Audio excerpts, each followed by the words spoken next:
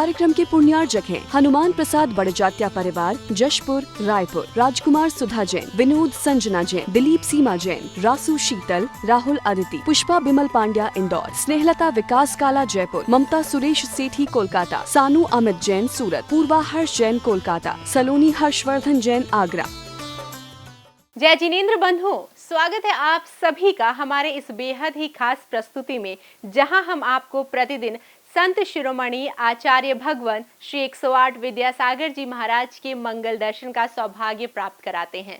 प्रत्येक प्राणी मात्र का दिन मंगलमयी हो जाता है जब चातुर्मास स्थल जबलपुर मध्य प्रदेश में विराजमान पूज्य आचार्य श्री के मंगल दर्शन कर उनके श्रीमुख से निश्चित मंगल प्रवचनों को श्रवण करने का सौभाग्य प्राप्त होता है। तो आइए पारस चैनल के माध्यम से सीधे आपको दर्शन कराते हैं आचार्य प्रभु के। कृपा को अपने मन में सहज करके रखना है, जो है गुरु के प्रति समर्पण औरों से ना कहना है। तीन योग से गुरु भक्ति कर फल इतना ही पाना है, ना छूटे गुरु चरण कदापि सिद्धालय तक जाना है। आचार्य श्री जी के चरणों में हम झुका रहे अपना माथा, जिनके जीवन की हर चर्या बन पड़ी स्वयं ही नवगाथा। जैन आगम का वह सुधा कलश जो बिखराते हैं गली गली, जिनके दर्शन को पाकर के खिलती मुरझाई हृदय कली। ओम ह्रूम अष्टोत्तर शताचार्य श्री ज्ञान विद्यासागर जी महामुनीन्द्र अत्र अवतरोत संभूषित आवानन। ओम ह्रूम अष्टोत्तर शताचार्य श्री ज्ञान विद्यासागर जी महामुनीन्द्र अत्र तिष्ठ तिष्ठ ठ ठ स्थापनम। ओम ह्रूम अष्टोत्तर शताचार्य श्री ज्ञान विद्यासागर जी महामुनीन्द्र अत्र मम सन्निहितो भव भव सेठ सन्निधि कर्णम। संसार के विषयों में पढ़कर मैंने अपने को भरमाया, इस राग द्वेष की वैतरणी से अब तक पार नहीं पाया। तब विद्या सिंधु के जल कण से भव काल सुधोने आया हूँ, आना जाना मिट जाए मेरा यह बंदी काटने आया हूँ। ओम ह्रूम अष्टोत्तर शताचार्य श्री ज्ञान विद्यासागर जी महामुनीन्द्रेभ्यो जन्म जरा मृत्यु विनाशनाय जलम निर्विपामीति स्वाहा। क्रोध अनल में जल जल कर अपना सर्वस्व लुटाया है, निज शांत स्वरूप न जान सका जीवन भर से भुलाया है।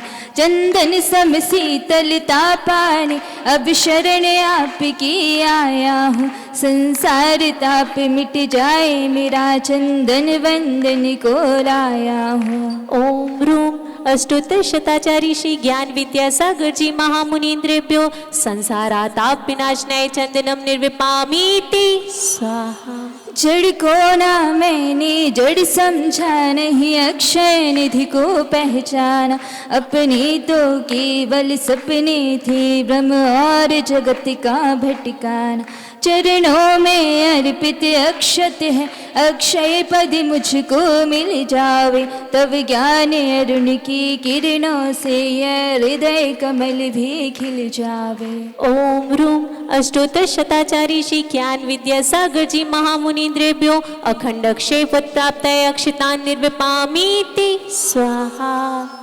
इन विषय भोग की मदिरा पी मैं बना सदा से मत वाला, तृष्णा को तृप्ति करे जितनी उतनी बढ़ती इच्छा ज्वाला। मैं काम भाव विध्वंस हेतु मन सुमन चढ़ाने आया हूँ, यह मदन विजेता बन न सके यह भाव हृदय में लाया हूँ। ओम ह्रूम अष्टोत्तर शताचार्य श्री ज्ञान विद्यासागर जी महामुनीन्द्रेभ्यो काम बाण विध्वंसनाय पुष्पम निर्विपामीति स्वाहा।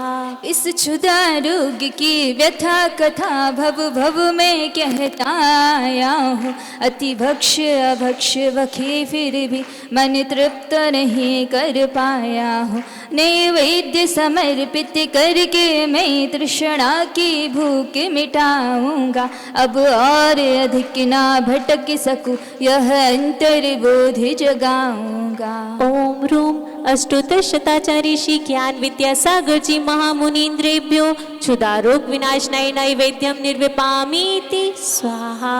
मोहांधकार से व्याकुल हो निज को नहीं मैंने पहचाना। मैं राग द्वेष में लिप्त रहा, इस हाथ रहा बस पछताना। यह दीप समर्पित है मुनिवर, मेरा तम दूर भगा देना। आप ज्ञान दीप की बाती से मम अंतर दीप जला देना। ओम रूम अष्टोत्तर शताचारी श्री ज्ञान विद्या सागर जी महामुनीन्द्रेभ्यो महामोहांधिकार विनाशनाय दीपम निर्विपामीति स्वाहा। इन अशुभ कर्म ने घेरा है, मैंने अब तक यह माना था। बस पाप कर्म तज पुण्य कर्म को चाह रहा अपनाना था। शुभ अशुभ कर्म सब रिपुदल है, मैं इन्हें जलाने आया हूँ। इसीलिए गुरु जी के चरणों में अब धूप चढ़ाने आया हूँ। ओम ब्रूम अष्टोत्तर शताचारी श्री ज्ञान विद्या सागर जी महामुनीन्द्रेभ्यो अष्टकर्म विध्वंसनाय दिव्य धूपम निर्विपामीति स्वाहा। भोगों को इतना भोगा कि खुद को ही भोग बना डाला। साध्य और साधक का अंतर मैंने आज मिटा डाला। मैं चिदानंद में लीन रहूं, पूजा का यह फल पाना है। पाना था जिनके द्वारा वह मिल बैठा, मुझे ठिकाना है। ओम रूम अष्टोत्तर शताचारी श्री ज्ञान विद्या सागर जी महामुनीन्द्रेभ्यो महामोक्ष फल प्राप्त फलम निर्विपामीति स्वाहा। जग के वैभव को पाकर मैं निस दिन कैसा मस रहा। चारों गतियों की ठोकर को खाने में ही अभ्यस्त रहा। मैं हूँ स्वतंत्र ज्ञाता दृष्टा, मेरा पर से क्या नाता है। कैसे अनर्घ पद पा जाऊं, यह अरुण भावना भाता है। भावों की निर्मल सरता में अब गाहन करने आया हूँ। सबका सारा दुख दर्द हरो, यह अर्घ भेंटने लाया हूँ। हे तपो मूर्ति, हे आराधक, हे योगीश्वर, हे महासंत, यह अरुण कामना देख सके युग युग तक आगामी बसंत। ओम रूम अष्टोत्तर शताचारी श्री ज्ञान विद्या सागर जी महामुनीन्द्रेभ्यो अनर्घ पद प्राप्त जयमाला पूर्णार्घम निर्विपामीति स्वाहा। नमोस्तु। ओम नमः शुद्धेभ्यः। ओम नमः शुद्धेभ्यः। अहिंसा परमो धर्म की आचार्य गुरुवर श्री कुंद कुंद भगवान की, आचार्य गुरुवर श्री ज्ञान सागर मुनि महाराज की,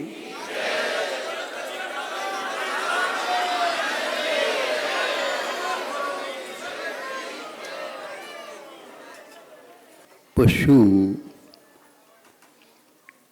और उसमें भी हिंस्र पशु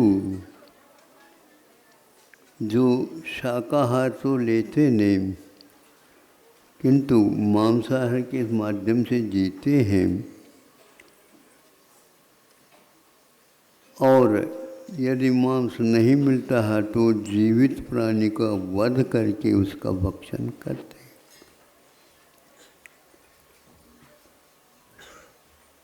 जैसे खावे अन्न वैसे हुए मन, यह उक्ति है। उन्हें कोई भी उपदेश देने वाला नहीं है,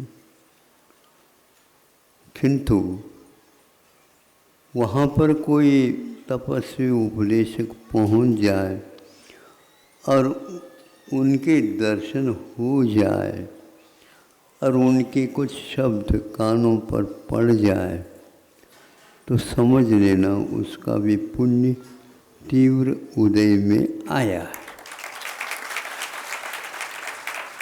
लेकिन सबका आ जाए एवं नियम नहीं है।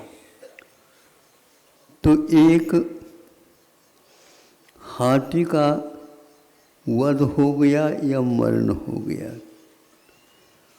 तो उसको देख करके वहाँ का हिंस्र पशु उसको खाने के लिए आ जाते। खाते खाते भीतर उसके खोल में वो पहुँच जाते। इसी बीच में धुआंधार वर्षा हो, वर्षा के कारण पानी आ गया, बाढ़ आ गई, और वह बहता बहता इस समुद्र में भी जाकर के मिल जाता है। कहाँ का वह कहाँ पहुँच गया शव, किंतु भीतर खोखले में बैठे बैठे जो खा रहा था पशु, हिंस्र पशु, उसको ये ज्ञात नहीं। जब पानी में घुस गया तो ऐसी स्थिति में वह बाहर आकर के देखता है तो मेरा स्थान यहाँ तो कोई दिखता ही नहीं। अब वह पार होना चाहता है तो शव तो अब पुनः एक जहाँ से आया वहाँ तक पहुँचेगा नहीं, और वह तैरना जानता क्या नहीं जानता, उस बाढ़ में विचार करता करता डूब गया या बह गया। खाया पिया बह गए, क्या बोल रहे थे अभी रत्नगण श्रावकाचार्य चल रहा था कि एक शुल्लक जी ने कहा खाया पिया बह गए, खो गया। तो ये स्थिति है, और वह भी बह गया।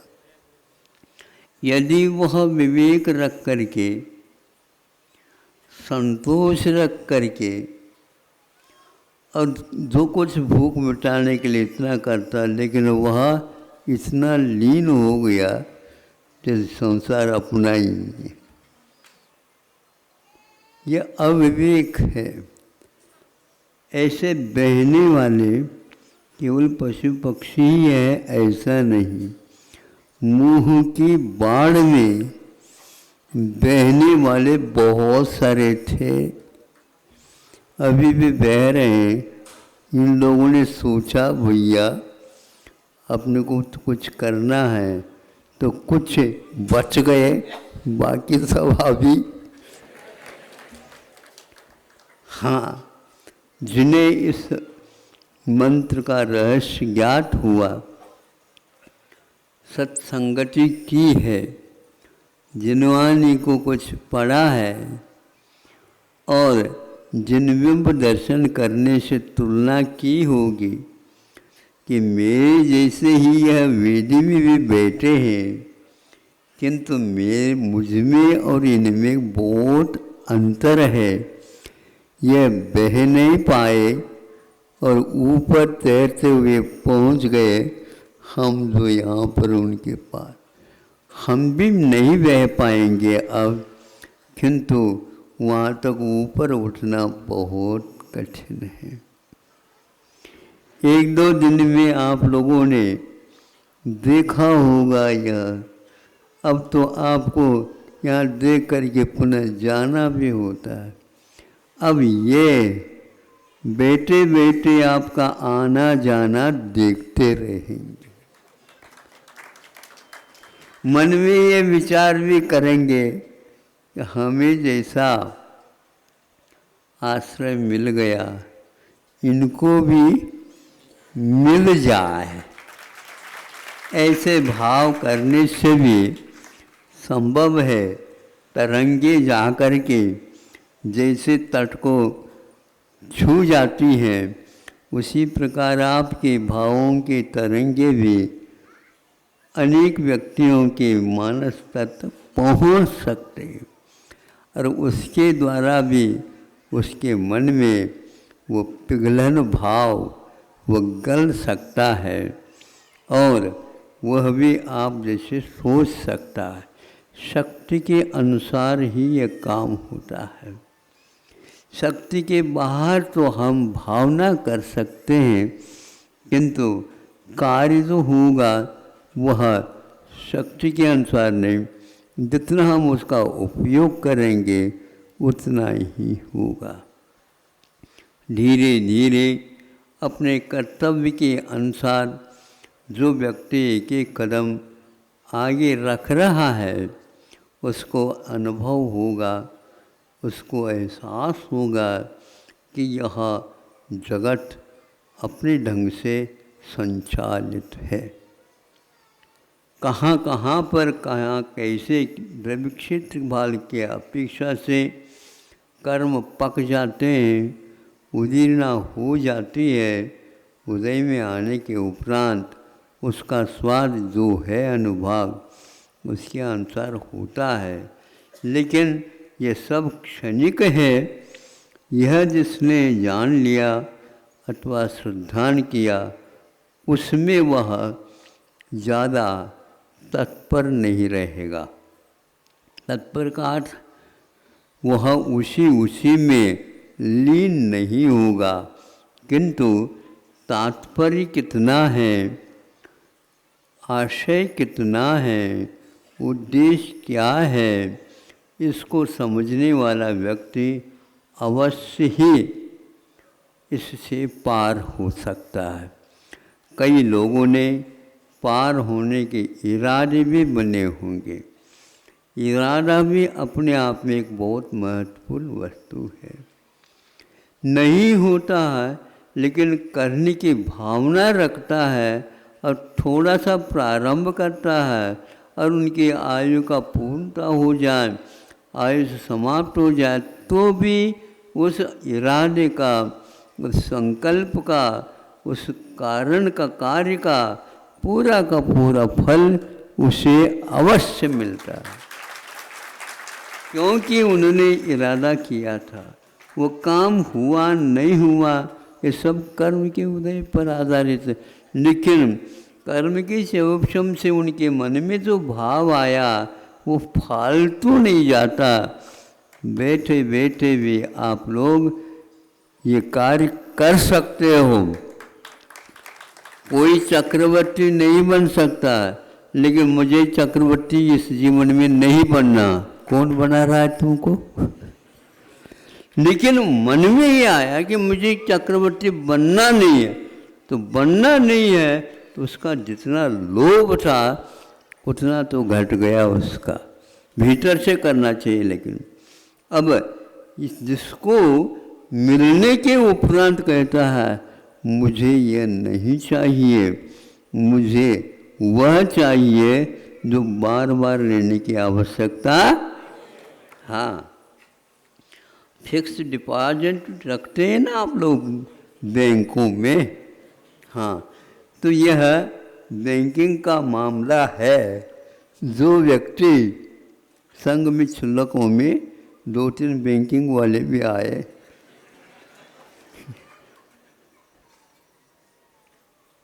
पहले नंबर वाले बैंकिंग वाले तो क्या होता है, जो व्यक्ति उसका लोभ नहीं करता और स्थायी रख देता है तो उसके ब्याज के कारण वो बढ़ता जाता। उसके भी कुछ नियम होंगे, मुझे नहीं जानता और जानना भी नहीं चाहता। मुझे माथा पच्ची कौन करेगा। हम तो उस बैंक की बात करना चाह रहे हैं जहाँ पर प्रतिशत में ब्याज लेना और देना नहीं होता, गुणित क्रम से वहाँ पर वृद्धि होती है।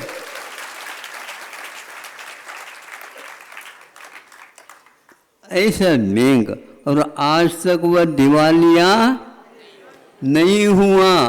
ऐसे पकड़ो, आप तो बैंक पकड़ते हो दिवालिया होगा, जो दिवालिया हो जाए। एक बैंक दूसरे बैंक में लीन हो जाता, कब होता पता नहीं, बाद में पता जाता। एक एक राज्य के जो बड़े बड़े बैंक हैं वो भी लीन होते हैं। सुना था राजस्थान में एक दूसरा और लीन हो गया, तीसरा और लीन हो गया। जैसे बहुत पानी आ जाता है बाढ़ का, वो पूरा पूरा नदी में यूं ही साफ हो जाता। इसलिए अपने को वह स्थायी कार्य करना है जिसको हमेशा हमेशा के लिए कोई दुख दर्द नहीं होगा। इसी प्रकार यह ज्ञान आपको हुआ है तो दूसरे को भी करा सकते हो। आपके अनुसार वह भी इरादा बना सकता है, वह भी धीरे धीरे काम करना चालू कर देता है। यदि पूर्णतः त्याग करते हैं तो उसका कोई भी अंत नहीं रहता। कोई एक दिन के लिए कोई रस छोड़ देता और कोई व्यक्ति जीवन पर्यंत के लिए छोड़ देता है, वह अलग ही परिणाम हुआ करता है। उसके साहस, उसके भेद विज्ञान, उसकी लोभ लालच की कमी के कारण इस प्रकार साहस हो जाता है।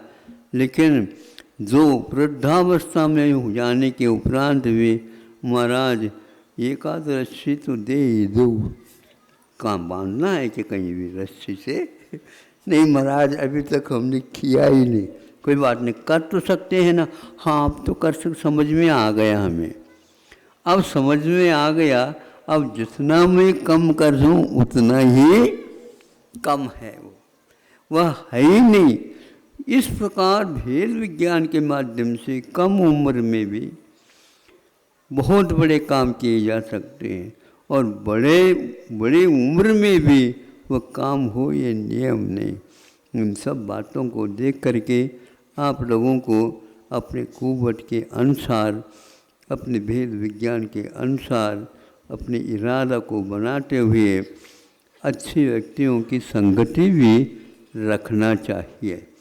अच्छे व्यक्तियों का मतलब ये है धर्म कर्म में आगे बढ़े हो और धर्म कर्म के लिए जीवन का शेष भाग भी समर्पित हो। इन व्यक्तियों के साथ रहने से हमेशा हमेशा फूल नाक में ही रखें ऐसा नहीं होता। बगीचा होता है, हुआ बगीचा में फूल खिले रहते हैं, लेकिन झरोके में से और ऊपर की छत में से वह सुगंधी प्रभावित होती रहती है और उसको बैठे बैठे आप सुगंधित हो सकते हैं। ऐसा ही धर्म का मामला है। मामला का मतलब विषय है और परिणाम है। आप उससे परिचित हो जाइए और ऐसे बगीचे के पास तो कम से कम जा कर के बैठा करो अवश्य। यहाँ पर क्या है बताने की कोई आवश्यकता नहीं है। अहिंसा परमो धर्म की। महर्षि आचार्य भगवंत गुरुदेव श्री 108 विद्यासागर जी महामुनि राज की प्रेरणा और आशीर्वाद से संस्कार धानी जबलपुर तिलवारा घाट में पूर्णायु आयुर्वेद चिकित्सालय एवं अनुसंधान विद्यापीठ का निर्माण किया गया। प्रारंभिक अवस्था में जहां यहां 100 बेड का चिकित्सालय संचालित है और साथ ही साथ इस चिकित्सालय की सबसे बड़ी विशेषता ये है कि यहाँ आयुर्वेद पर आधारित चिकित्सा प्रदान की जा रही है।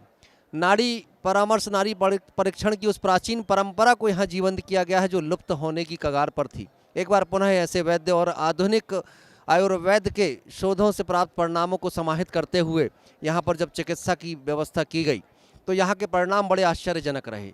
यहाँ कैंसर जैसी बीमारियों से लेकर के ऐसी ऐसी असाध्य बीमारियों से लोग अपने आप को रोग मुक्त कर पाए हैं जिसका इलाज उन्हें पूरे भारतवर्ष में कहीं नहीं मिला। आज आचार्य भगवंत का आशीर्वाद हम सबको मिला है। अब ये चिकित्सालय एक बड़े रूप में हम सभी के बीच आने जा रहा है। 100 बेड का ये चिकित्सालय अब 800 बेड के चिकित्सालय में परिवर्तित होने जा रहा है। अब कल्पना तो करें कि 800 बेड का जब चिकित्सालय बनेगा तो कितने बड़े परिसर में ये चिकित्सालय हम सबको दिखाई देगा। पूरे भारतवर्ष की सेवा के लिए अब ये चिकित्सालय बनकर के तैयार होने वाला है। वहीं इसकी भूमिका से 2 बातें और जुड़ी हैं। एक और बात जो इसे महत्वपूर्ण बनाती है कि इस चिकित्सालय के साथ साथ मेडिकल कॉलेज भी बहुत शीघ्र यहाँ संचालित होगा, जिसके माध्यम से छात्र और छात्राएं VMS की डिग्री को प्राप्त करेंगी, आयुर्वेद विशारद, आयुर्वेद रत्न की उपाधियों को प्राप्त करेंगी और चिकित्सक बनकर के पूरे भारतवर्ष की सेवा के लिए यहाँ से प्रस्थान करेंगी। यहाँ से डॉक्टरों का निर्माण होगा, चिकित्सकों का निर्माण होगा, मेडिकल कॉलेज भी यहाँ संचालित होगा। एक और तो चिकित्सा का काम पूर्णायु आयुर्वेद चिकित्सालय और दूसरी ओर ये मेडिकल कॉलेज। और तीसरा सबसे एक और महत्वपूर्ण काम जो यहाँ पर होने जा रहा है, अनुसंधान विद्यापीठ की स्थापना यहाँ पर होने जा रही है, जहाँ औषधियों पर रिसर्च होगा, शोध होगा और प्राकृतिक औषधियाँ जो हमें प्राप्त होती है उन्हें शोध करके इतना प्रभावी बना दिया जाएगा कि उसका सेवन करने के बाद हर आदमी निश्चित रूप से रोग मुक्त होगा। ये निरंतर काम जारी हो चुका है। साथ ही साथ यहाँ पर जो चिकित्सक आज आपको यहाँ उपलब्ध हो रहे हैं वो सारे चिकित्सक भारतवर्ष के ख्याति लब्ध चिकित्सक हैं, जिनके नामों की चर्चा हमने समाचार पत्रों में पढ़ी होगी, चैनलों के माध्यम से जिनका नाम सुना होगा, बस वो सारे चिकित्सक यहाँ आकर के इस भारतवर्ष को अब रोग मुक्त करने का काम कर रहे हैं। साथ ही साथ पूर्णायु आयुर्वेद चिकित्सालय एक काम और कर रहा है।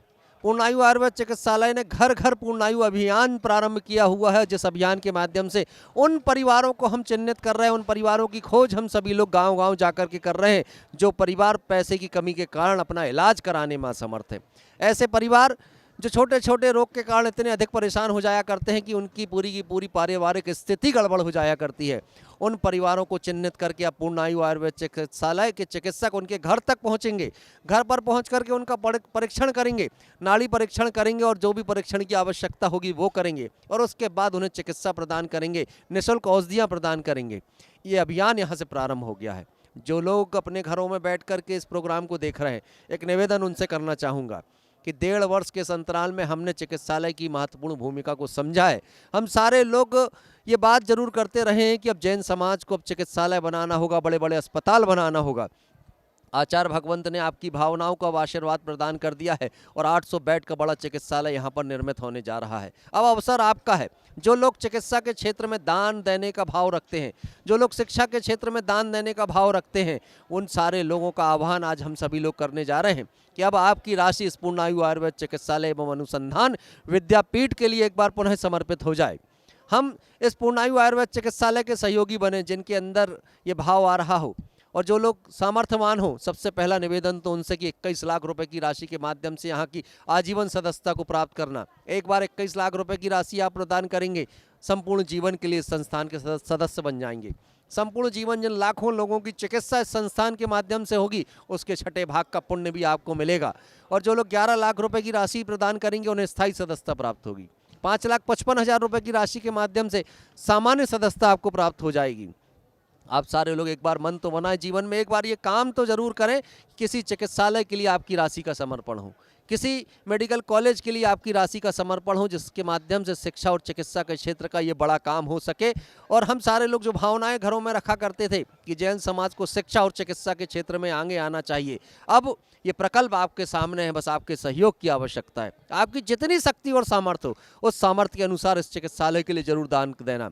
वहीं एक और योजना जो मैंने बताई, घर घर पूर्णायु, कि हम उस असमर्थ वर्ग तक भी पहुंच सके जिन्हें चिकित्सा का अभाव है, उन तक पहुंच करके भी उन्हें हम औषधियां दे सके, उनका परीक्षण कर सके, उसके लिए एक योजना निर्धारित की गई है। आप 1,08,000 रुपए की राशि प्रदान करके ऐसे 100 परिवारों तक निःशुल्क औषधि पहुंचाने का काम कर सकते हैं। तो मेरा निवेदन होगा, जिनकी सामर्थ्य आज 1,08,000 रुपए की राशि देकर के आप सभी लोग 100 परिवारों तक औषधि दान देने का पुण्य संचित करा सकते हैं। एक निश्चित समय सीमा भी निर्धारित है। आप आज घोषणा कराना चाहें, आज घोषणा कराएं। राशि देने के लिए वर्ष भर का समय आपके बीच में है। और जो बड़ी राशि दे रहे हैं, उन्हें 2 वर्ष 3 वर्ष का समय भी उन्हें प्राप्त होता है। तो मेरा निवेदन आप सभी से होगा, 1,08,000 रुपए की राशि आपके लिए बड़ी राशि नहीं होगी, लेकिन आपकी इस राशि के माध्यम से 100 परिवारों को चिकित्सा मिलेगी। कभी कल्पना करें, कोई परिवार ऐसा है जिससे आपकी राशि के माध्यम से चिकित्सा पहुंची और वो परिवार औषधि के अभाव में इस स्थिति में पहुंच गया हो कि उसको प्राणों का संकट भी आ गया हो, लेकिन आपने दान राशि दी और उस राशि के माध्यम से उसे औषधि मिली, उसकी प्राणों की रक्षा हुई, तो निश्चित ये अभय दान का पुण्य भी आपको मिलेगा। आपका जैन होना सार्थक हो जाएगा कि आपने किसी व्यक्ति के जीवन को बचाने में सहयोग किया। ये छोटी छोटी राशि बड़ा काम कर सकती हैं। वहीं आप चाहें तो 51,000, 31,000, 21,000, 11,000 रुपए की राशि भी प्रदान कर सकते हैं। आपके द्वारा दी गई प्रत्येक राशि के माध्यम से हम उन परिवारों तक औषधि दान पहुंचाने का काम करेंगे। औषधियाँ पहुंचेंगी और वो परिवार सुखी होंगे, निरोगी होंगे, तो इसका पुण्य आपके हिस्से में जाएगा। टीवी चैनल पर नीचे स्क्रॉल पर जो नंबर चल रहे हैं, उन नंबरों पर आप अपनी स्वीकृति प्रदान करें, जिससे हम आचार्य भगवंत गुरुदेव श्री 108 विद्यासागर जी महामुनिराज के चरण सानिध्य में आपके नामों का वाचन कर सकें और आप ये पुण्य के भागी बन सकें। ये चिकित्सालय बहुत तेजी से बनता हुआ हम सभी को दिखाई दे रहा है। 100 बेड के इस चिकित्सालय में वर्तमान में जो सुविधाएं आपको मिल रही हैं, आयुर्वेद के माध्यम से, नाड़ी परीक्षण के माध्यम से चिकित्सक आपको यहाँ सेवाएं दे रहे हैं। वहीं यहाँ जितने भी चिकित्सक हैं वो आधुनिक चिकित्सा पद्धति आयुर्वेद की जो है उसको समाहित किए हुए हैं। सभी डिग्री होल्डर डॉक्टर हमारे बीच उपस्थित हैं और मेरा निवेदन होगा कि आप सारे लोग अगर इस चिकित्सालय के माध्यम से अपनी राशि प्रदान करना चाहें तो आप सभी लोग नीचे स्क्रॉल में जो नंबर हैं उन पर हमें सूचित करें, जिससे आपके नामों का हम सभी लोग यहाँ पर वाचन करते हुए आपको इस पुण्य की प्रक्रिया में सम्मिलित कर सकें। और एक निवेदन और जरूर आप सभी से करूँगा, चिकित्सा और शिक्षा के क्षेत्र में काम करना ये बड़े पुण्य से मिला करता है और हम सारे लोग अंदर ये भाव तो सदैव रखते रहे हैं कि कहीं अस्पताल का निर्माण हो, कहीं किसी मेडिकल कॉलेज का निर्माण हो तो हम चिकित्सा और शिक्षा के क्षेत्र में दान देने के लिए तैयार हैं। तो अवसर आपके बीच अब आ गया है, अब आह्वान आप सभी का है, अब आमंत्रण आप सभी को है कि आप सारे लोग भले एक छोटी राशि समर्पित करें। आपकी राशि भले 11,000 की हो, 21,000 की हो या 1,08,000 की हो, या मैं कहूं कि 21 लाख की आप आजीवन सदस्यता प्राप्त कर रहे हो, भावनाएं आपकी है, आप जो राशि समर्पित करना चाहें। लेकिन जिन कानों तक ये आवाज़ पहुंच रही है, आज कोई भी आदमी इस चिकित्सा और शिक्षा के क्षेत्र के दान के पुण्य से वंचित ना हो। भले राशि आपकी कुछ भी हो, लेकिन आपका नाम यहाँ से उल्लेख जरूर होना चाहिए। और आप जो भी राशियाँ यहाँ घोषित करेंगे, नीचे स्क्रॉल में नंबर चल रहे हैं, इस स्क्रॉल के नंबरों पर जब आप बात करके अपने नाम हम तक पहुंचाएंगे, प्रेषित करेंगे, तो 2 दिनों तक आपके नामों का वाचन यहां से लगातार होगा। आचार्य भगवंत के चरणों से आपके नामों का हम उल्लेख करते हुए टीवी चैनल के माध्यम से जन जन तक आपकी इस घोषणा को पहुंचाएंगे कि आप वो पुण्यशाली श्रावक हैं जो समय आने पर पीड़ित मानवता की सेवा के लिए खड़े हुए हैं। आप वो राष्ट्रभक्त आदमी हैं जिन्होंने इस वैश्विक परिस्थितियों को ध्यान में रखते हुए चिकित्सालय में अपना दान देकर के मानवता को रोग मुक्त कराने का काम किया है। आपका छोटा सा दान और संकल्प ये कि ये बड़ा संस्थान पूरे भारत और पूरे विश्व को रोग मुक्त करने का अभियान चला रहा है। जो इस संस्थान के दरवाजे तक आएगा वो रोग मुक्त होकर के रहेगा। कितनी बड़ी से बड़ी असाध्य बीमारियां हों, कितनी से बड़ी बड़ी वो बीमारियां जिनकी चिकित्सा भारतवर्ष में कहीं ना मिले, पूर्णायु आयुर्वेद चिकित्सालय उन सारे रोगों का इलाज करने के लिए तैयार है। उन असाध्य रोगों से आपको मुक्त करने के लिए यहाँ के चिकित्सक तैयार हैं। बस आप एक काम जरूर करना कि अब इस चिकित्सालय को आर्थिक रूप से मजबूत बनाने का काम आपको करना होगा। आपके द्वारा दी गई ये छोटी छोटी राशियां इस चिकित्सालय को इतना समृद्ध बना दें कि हम पूरे भारत और पूरे विश्व की सेवा कर सकें। 800 बेड का विशाल चिकित्सालय यहाँ पर निर्मित होना है, मेडिकल कॉलेज निर्मित होना है, अनुसंधान विद्यापीठ रिसर्च सेंटर यहाँ पर स्थापित होना है। ये सारे काम तभी संभव हैं जब आपकी भावनाएँ एक आकार लें। आपकी भावनाएँ अब हमें आपकी राशियों के माध्यम से प्राप्त हों। आपकी दान राशियां ही इस संस्थान को ये विराट रूप दे पाएंगी। मैं तो ये निवेदन करूंगा, आप तो अपनी राशि प्रदान करें ही करें, आपके मित्र रिश्तेदारों को भी इस बात के लिए कहें कि कभी आपके घर में आपके बच्चे का जन्मदिन हो या आपके घर में किसी की सालगिरह हो, तब इसे मनाने का सबसे अच्छा तरीका बस एक ही है, आप पूर्णायु आयुर्वेद चिकित्सालय में दान दे करके अपनी स्थिति को स्मरणीय तिथि बना दें, जिससे आपकी राशि चिकित्सा और शिक्षा के क्षेत्र में समर्पित हो सके। आपकी राशि के माध्यम से कोई व्यक्ति अपने जीवन को निरोगी जीवन के रूप में व्यतीत कर सके, और संभव हो सका तो हो सकता है आपकी राशि ऐसी व्यक्ति को औषधि के रूप में मिलेगी कि उसके जीवन की रक्षा होगी। निश्चित वो व्यक्ति जीवन दान को पाएगा तो अभय दान का पुण्य भी आपको मिलेगा। और हम सभी लोग जो जीव दया की बात किया करते हैं, हम सारे लोग जो प्राणी मात्र की रक्षा की बात किया करते हैं, वो आपकी इस राशि के माध्यम से संभव हो सकती है। कि आपने भले 11,000 और 21,000 की राशि यहाँ प्रेषित की, लेकिन उन परिवारों तक ये राशि पहुंच गई जिन्हें जीवन पर संकट आ गया था औषधि के अभाव में। उन व्यक्तियों तक अगर आपकी राशि के माध्यम से दवाई पहुंचती है तो निश्चित मान करके चलना कि ये पुण्य आपके ही हिस्से में जाएगा, कि आपने अपने जीवन में कम से कम ये बड़ा काम तो किया, किसी आदमी के जीवन को बचाने का काम आपने किया। आपका जैन होना सार्थक हो जाएगा, आपका श्रावक होना सार्थक हो जाएगा। तो पुनः पुनः निवेदन कि आपकी जितनी शक्ति और सामर्थ्य हो, उस सामर्थ्य के अनुसार आप सभी लोग पूर्णायु आयुर्वेद चिकित्सालय एवं अनुसंधान विद्यापीठ के लिए दान राशियां अवश्य घोषित करेंगे। नीचे स्क्रॉल में लगातार नंबर चल रहे हैं, इन नंबरों पर आप संपर्क करें, इन नंबरों पर आप बात करें, अपनी दान राशियों की स्वीकृति प्रदान करें। आज दान राशियां आप प्रदान ना कर पाएं तो आज घोषणा जरूर करें। भले आप ये राशि हमें 1 महीने में, 6 महीने में, वर्ष भर में दें, लेकिन आपकी घोषणा जरूर होनी चाहिए और किसी के जीवन दान का पुण्य आपके हिस्से में जरूर जाना चाहिए। हम जो भी नाम यहाँ हमारे पास तक आएंगे उन सारे नामों का वाचन यहाँ से निरंतर 2 दिनों तक करेंगे और पारस चैनल के माध्यम से ये सारी धरती तक, सारे विश्व तक ये संदेशा जाएगा कि चिकित्सालय के निर्माण की जब बात आई, जब औषधि दान की बात आई, तो भारतवर्ष और बाहर भी ऐसे श्रेष्ठी श्रावक हैं जो अपना पुण्य जगा करके इस काम में अपनी चंचला लक्ष्मी का सदुपयोग करते हैं। तो आप सभी से निवेदन, अपने नाम भेजना प्रारंभ करें जिससे आपके नामों का वाचन प्रारंभ हो सके। जय जिनेंद्र। स्वर्ग में भी आए और वहां से नीचे में उतरेंगे, और मान लो जंगल गए, वनवास भी गए, तो भी वह आगे नहीं छोड़ेंगे। तीर्थंकर हमारे जैसे सब छोड़ देते हैं, फिर भी वह समोसरण के बहाने आकर के बैठ, हम उसको देखते ही नहीं, और वह देखते रहते, हमें ले लो, हमें ले लो। कौन ले लेगा तुमको? ये परिग्रह का हाल है। क्या करना चाहते हो बताओ। एक व्यक्ति ने कहा, महाराज अब बताओ, हमारे लिए ग्रह शनि बहुत लगी हुई है, 7.5 दिन। 7.5 क्या होता? सुबह 7:30 बज जाता हूँ, क्या है? 7:30 क्यों कहा? 7 करके 7 तक आ जाते। महाराज ये 7:30 से लगती है तो 7 तक गायब हो जाता।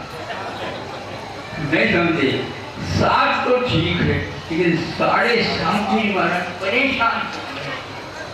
ऐसे ग्रह, शनि ग्रह तो अब छोड़ता ही नहीं। महासर्प काल सर्प क्या बोलते हैं? हाँ, हम नहीं जानते। काल सर्प कौन सा काल? चतुर्काल में भी सर्प होते, बोलो। पंचम काल में होते, चतुर्काल में होते हैं। हाँ, कोई भी काल हो, सर्प तो रहेगा। महाराज हमें छूट नहीं है। महाराज कभी कभी आप लोगों को भी सर्प आ जाते हैं, उड़ना आवश्यक था। सुना दो आप लोगों को, सुन लो। क्या सुना है? काल सर्प। महाराज शनि ग्रह आपको भी कभी कभी लगता है, आपके पास में आया था, आपने उसको कैसे भगाया? सुनो, मंत्र है हमारे पास।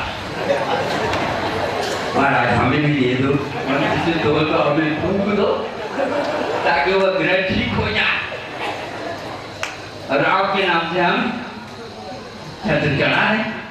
हमें छत्र नहीं चाहिए। नहीं समझे? कुछ महाराज बता दो कुछ कैसे क्या होता। हमने कहा, जो व्यक्ति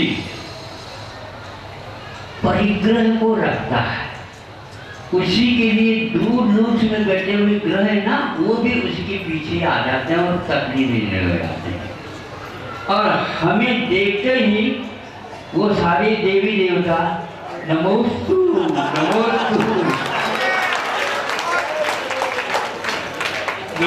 कहते हैं। नहीं समझे? हमारा मंत्र कौन सा है? महामंत्र है। चाहिए छोड़ तो सब, अपने आप ही तो आपके पीछे लगे हैं, वो सारे आपकी परिक्रमा लगाने में। कहीं मंत्र न फूंकियो हमारे ऊपर। नहीं समझे? इसीलिए हमारे भगवान ऐसे देवी देवताओं को भी साथ रख देते हैं। कोई बात नहीं, हमें कोई कुछ नहीं कर सकता। वो कहते हैं बाबा हमारे ऊपर भी दृष्टि रखे, हाँ तुम भी दूसरे को अच्छे नजर देखते रहेगा, नहीं ऐसा नहीं, नजर टेढ़ी देखो। ठीक है बाबा, हम ठीक है। ऐसा यदि आप ज्यादा पाप चाहेंगे, नहीं समझे, तो पाप ज्यादा करेंगे तो वो ग्रह छोड़ेंगे नहीं, बर्बाद हो जाएगा वो। क्योंकि वहां जाएगा वहां पर भी उसको तकलीफ, जहां जाएगा वहां पर भी तकलीफ। इसलिए इन ग्रहों को यदि शांत रखना चाहते हो, काल सर्प से यदि बचना चाहते हो, तो हमारी बात मान लो। आज इस परिग्रह को ऐसा बो दो ताकि जिसको आवश्यक है वो भी इसका उपयोग कर सके, और आपस में मिलजुल करके रहो, वात्सल्य के साथ रहो, एक दूसरे के पूरक बनो। यह वात्सल्य अंग बहुत सम्यक दर्शन के पास होना अनिवार्य है। आप वात्सल्य जमीन जायदाद और इसके साथ रखते हो, ये बहुत गलत है। जो भोक्ता है, जो जीव है, उसके लिए इसकी आवश्यकता है।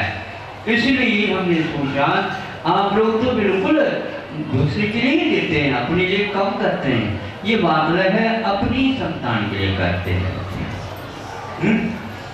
अपनी संतान के लिए यदि मान लो पूरा त्याग करके उनके नाम से करके जाते हो तो आप फिर क्या बनेंगे?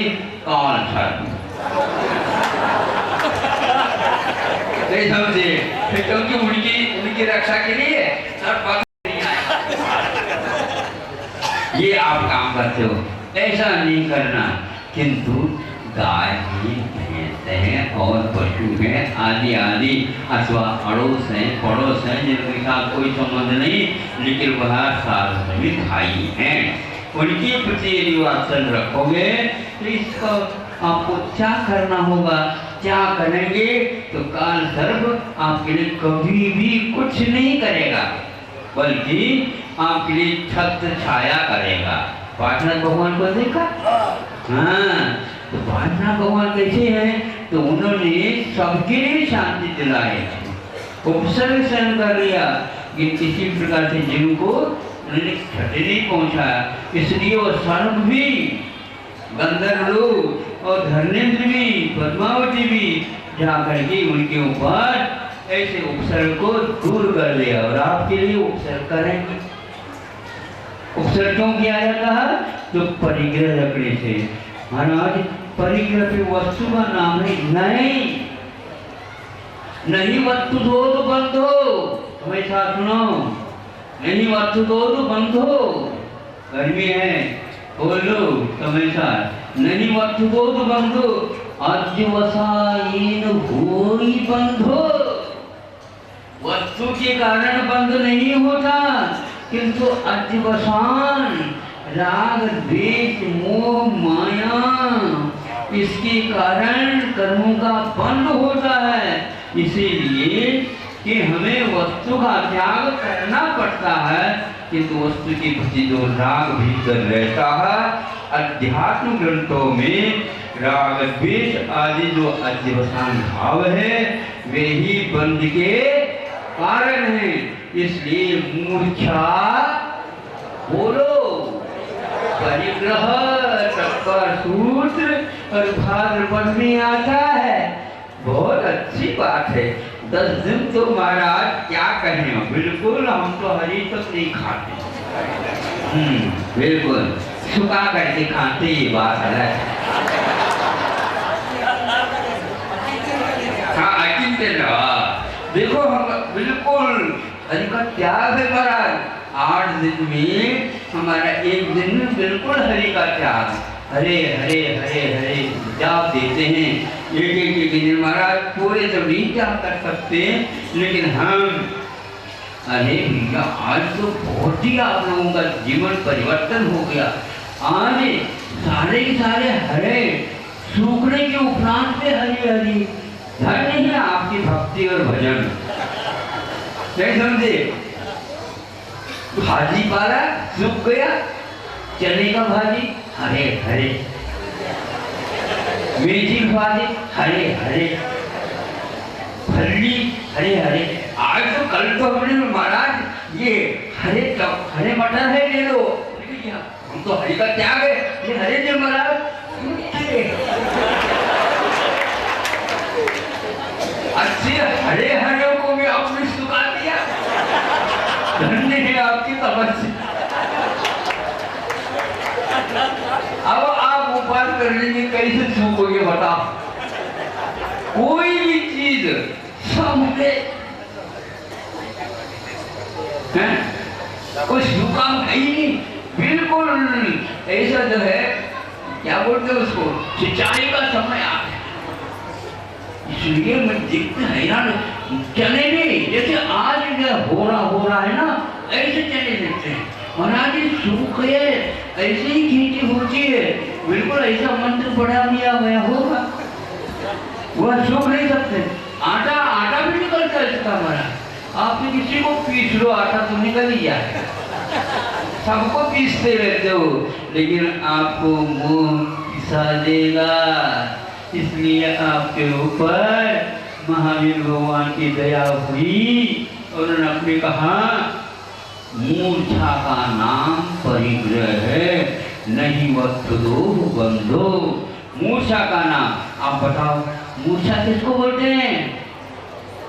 होश हवास उड़ जाए उसका नाम मूर्छा, यानी परिग्रह को देख करके जिसका होश हवास उड़ जाए और अपनी जेब में डाल दे दूसरे की संपत्ति, इसका नाम मूर्छा। अब मूर्छा ऐसी होती है किसी भी प्रकार से वह चमड़ी जाए पर दमड़ी न जाए। सुना था हमने, दमड़ी समझते हो किसको होती है? अरे एक दमड़ी एक पैसा भी नहीं, तो चमड़ी जाए। चमड़ी का मतलब कोई भी मार दे और चमड़ी उखड़ जाए, कोई बातें नहीं आ जाएगी, लेकिन पैसा नहीं आएगा। इसका नाम मूर्छा है। सोच लो, समझ लो, इस मूर्छा को छोड़ोगे तो क्या होगे? बिल्कुल सजग हो जाओगे। सजग होना चाहते हो तो अपने जो अनावश्यक इकट्ठा हो गया है उसको कम करते चले जाओ। आप किसानियाँ कभी देखी है? बागवान को देखा? सुन लो, किसान को मालूम रहता है वो कोई भी पौधा लगाता है फिर वह धीरे धीरे उसको बड़ा हो जाता है, खाद पानी आदि देने से और मेहनत भी करता है तो वो बड़ा हो जाता है। बड़ा हो जाता है तो फिर ऊपर ऊपर बढ़ता जाता है और नीचे नीचे पत्ते भी उसके बढ़ गए तो क्या करता है? नीचे के पत्ते को वह निकालता है। नहीं समझे? हैं? पूरे पत्ते नहीं निकालता। हाँ, ध्यान रखो, यही अनुवच श्रावक का काम इतना ही होता है। श्रावक का काम इतना होता है, नीचे नीचे के पत्तों को निकालता है ताकि वह पौधे को ऊपर जाने में सुविधा प्रोत्साहन मिलता जाए। यदि मोह के कारण उन पत्तों को निकाला नहीं तो क्या होगा? ज्यादा बढ़ नहीं पाएगा। इसी प्रकार आप लोगों को भी आचार्यों ने कहा कि थोड़ा थोड़ा पैसा नीचे नीचे का पुराना। सुन रहे हो नहीं? बातें कर रहे हो? सुनो, आप जिन बातें तो नहीं कर रहा हूँ, आपको समझ में आ जाए। थोड़े थोड़े नीचे नीचे के पत्तों को निकालना आवश्यक है। तो पुराने पुराने पत्ते, तो हम तो पुराने पत्ते हैं, पत्ते पत्ते पत्ता ही नहीं समझे? निकालो उनको, निकाल दिया। कहाँ दे? अब चिंता नहीं करो, बिना कारण तो है क्या? लगा तो है, निकालते जाओ व्यवस्थित। हम कह देते हैं कमेटी वालों को, ये अच्छे रंगे रहो, नहीं समझे? व्यवस्थित पारदर्शिता इनको दिखा, हम लोग पत्ते निकाल के कहाँ पर रखे हैं। ये देखो सब पत्ते लगे हुए हैं, ये आपके तो पत्ते। मूर्छा परी, मूर्छा छोड़, तब वह वृक्ष बढ़ता चला जाता। अभी बहुत दिन है पंचम काल के भी, अभी महावीर भगवान का तीर्थ काल बहुत लंबा चढ़ना है। 18,500 ऐसे कुछ सुनते हैं। तब तक क्या अभी से आप दुकानें जाओ क्या? नहीं, अभी तो उनको हरे रूप में रखो और बच्चों को भी बताओ समय समय पर दान कर्म, इसको भूलना नहीं। कोई बात नहीं, भगवान की पूजा यही है कि मोह को छोड़ देना, कुछ न कुछ अंश में छोड़ोगे, ये भगवान की पूजा है। और आज हमें तो घर छूटता नहीं, घर में दुकान है, मकान आदि आदि काम करना पड़ता है और भगवान के भजन हम कर नहीं पाते। ये भगवान भजन तो कहीं भी रहो हम करवा देंगे। कैसे करवा दें महाराज? थोड़े से और हम ज़्यादा देते हैं, करवा दो, क्या करूँ? कोई बाधा नहीं। अब दान तो निकालते हैं, नहीं समझे? दान सही स्थान पर पहुँचाना ये निश्चित है कि आपका मोह कम हो गया। तो मोह कम करने के लिए केवल मात्र अर्घ चढ़ाने से मोह कम नहीं होता, नहीं समझे। अब प्राप्ति के लिए पुनः अर्घ चढ़ा दिया तो किंतु निकालते हैं जो पैसा है, धन है और कोई चीज भोग उसको निकालते हैं तो उस समय पसीना आता है कि नहीं? बोलो पसीना आता है कि नहीं? भगवान को पसीना नहीं आता। महावीर भगवान छोटे थे किंतु उस समय चुनपल से ही पसीना नहीं आता, और आप बूढ़े होते होते भी पसीना आता है। क्यों? वो छूटता मुश्किल हो जाता, बोलियां चढ़ नहीं रही थी, हम होते थे एक ही बार में चढ़ा महाराज ऐसा नहीं होता। वीर बोली बोलते फिर बाद में सोचते क्यों बोल दी हमने। तो आगे वाले यदि मान लो नहीं बढ़ाया तो हम ही तो हमारे गले में ही बोली आएगी। बोलो पसीना आता कि ना? हाँ बिल्कुल, ताली बजी से सब लोग बजा लेते हैं, लेकिन जिसके ताली बजती है उसको क्या होता है? इस कार्यक्रम के पुण्यार्जक हैं हनुमान प्रसाद बड़जात्या परिवार, जशपुर, रायपुर, राजकुमार सुधा जैन, विनोद संजना जैन, दिलीप सीमा जैन, रासू शीतल, राहुल अदिति, पुष्पा बिमल पांड्या इंदौर, स्नेहलता विकास काला जयपुर, ममता सुरेश सेठी कोलकाता, सानू अमित जैन सूरत, पूर्वा हर्ष जैन कोलकाता, सलोनी हर्षवर्धन जैन आगरा।